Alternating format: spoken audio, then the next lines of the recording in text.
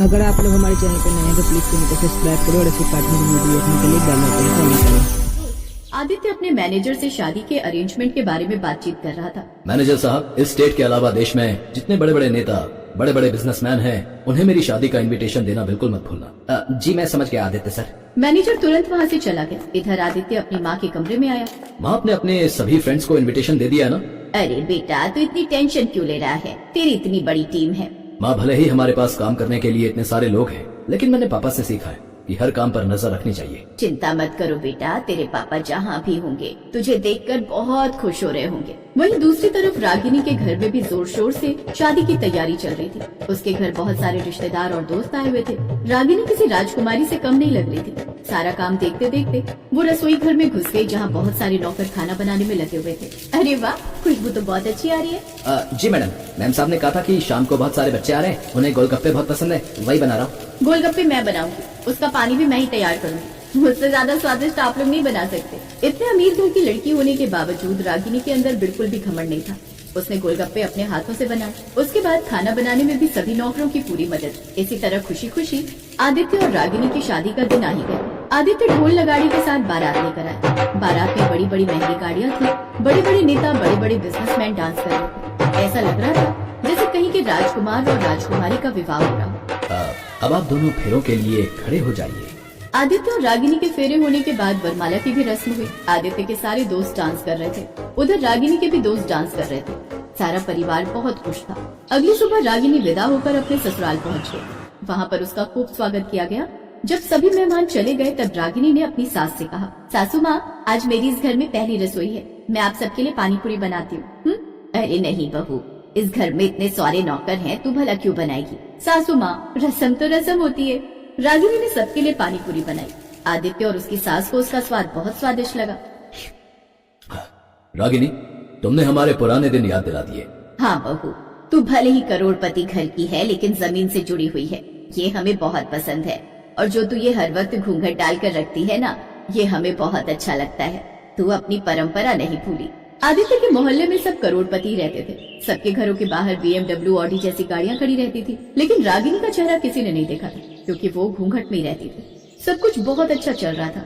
फिर एक दिन आदित्य की कंपनी का नाम डूब गया। आदित्य अब रातों में घर नहीं आता था। एक रात जब वो ऑफिस में अकेला बैठा परेशान हो रहा था, तब उसका मैनेजर उसके पास आया। सर, मैं अपना रेजिग्नेशन देने आया हूँ। आप तो जानते ही हैं कि आपकी कंपनी पूरी तरह से डूब चुकी है, लेकिन मुझे अपने परिवार का पेट पालने के लिए कहीं दूसरी जगह नौकरी करनी पड़ेगी। इस कठिन समय में आपको मेरा साथ देना चाहिए मैनेजर साहब, और आप मुझे छोड़कर जा रहे हैं। अब आपने रेजिग्नेशन लेटर तैयार कर ही लिया है तो लाइए मैं साइन कर देता हूँ। आदित्य ने उसकी रेजिग्नेशन लेटर पर साइन कर दिया और मैनेजर दूसरी कंपनी में जाकर काम करने लगा। अब धीरे धीरे कई लोगों ने कंपनी छोड़ दी। आदित्य की कंपनी बहुत घाटे में चली गई। इसीलिए एक दिन उसने अपना पूरा घर गिरवी रख दिया। वकील साहब, मुझे अच्छी तरह से पता है कि कंपनी को दोबारा कैसे उठाया जाता है, लेकिन मेरे पास अब उतना पैसा नहीं बचा कि मैं फिर से बिजनेस स्टार्ट कर सकूं।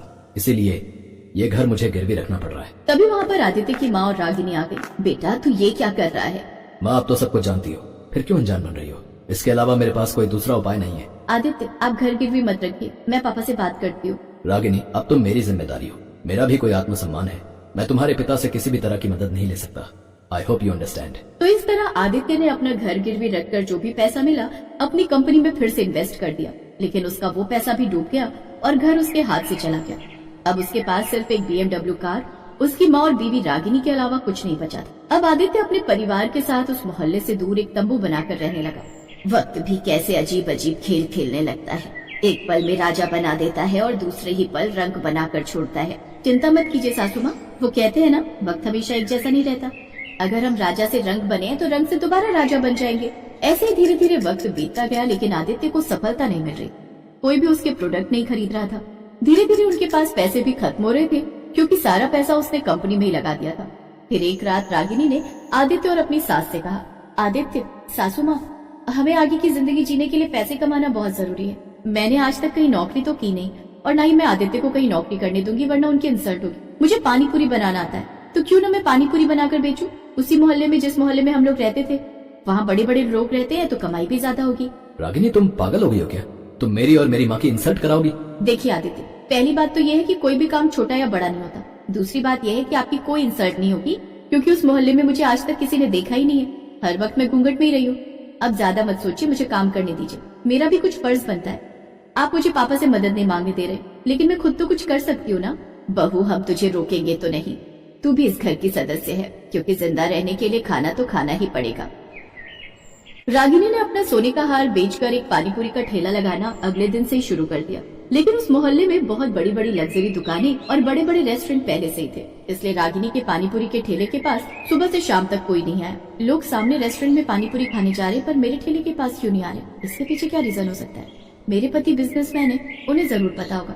रात में रागिनी ने अपने पति को सारी बात बताई, तब आदित्य ने उसे सजेशन दिया। रागिनी, तुम्हारे प्रोडक्ट में चाहे बिल्कुल भी दम ना हो, लेकिन उसकी प्रेजेंटेशन दमदार होनी चाहिए। तुम्हारे पानीपुरी का स्वाद बहुत अच्छा है, नो डाउट, लेकिन शायद प्रेजेंटेशन में थोड़ी कमी है। वहाँ सारे बड़े लोग रहते हैं, तो ठेले के पास जाने में उन्हें शर्म लगती होगी। रागिनी को सब कुछ समझ में आ गया। अगले दिन वो आदित्य की BMW कार लेकर गई और कार के पीछे डिक्की में एक लग्जरी पानीपुरी सेंटर खोल लिया। जैसे ही उसने कार में पानीपुरी बेचना शुरू किया, वैसे ही कई BMW गाड़ियां रागिनी के पास रुकी।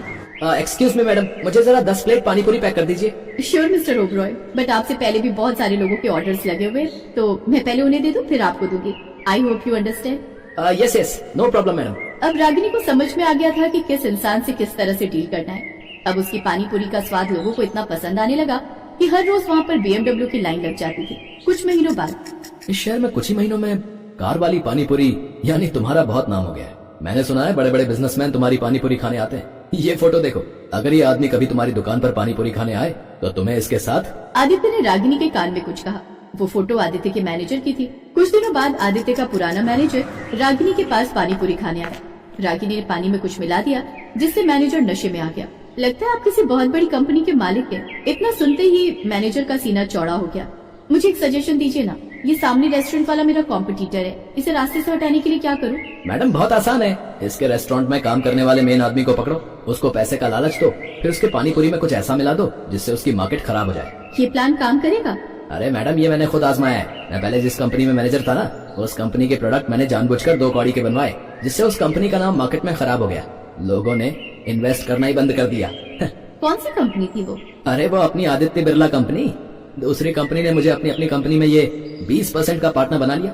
आदित्य की कंपनी में रहता तो जिंदगी भर मैनेजर ही रहता। मैडम, लगता है मेरे को नींद आ रही है, मैं चलता हूँ। रागिनी ने सब कुछ कैमरे में रिकॉर्ड कर लिया। अगले दिन वो रिकॉर्डिंग चारों तरफ मीडिया में वायरल हो गई। अब सारे इन्वेस्टर्स फिर से आदित्य की कंपनी में लौट आए और मैनेजर बर्बाद हो गया। इसीलिए किसी के साथ बुरा नहीं करना चाहिए।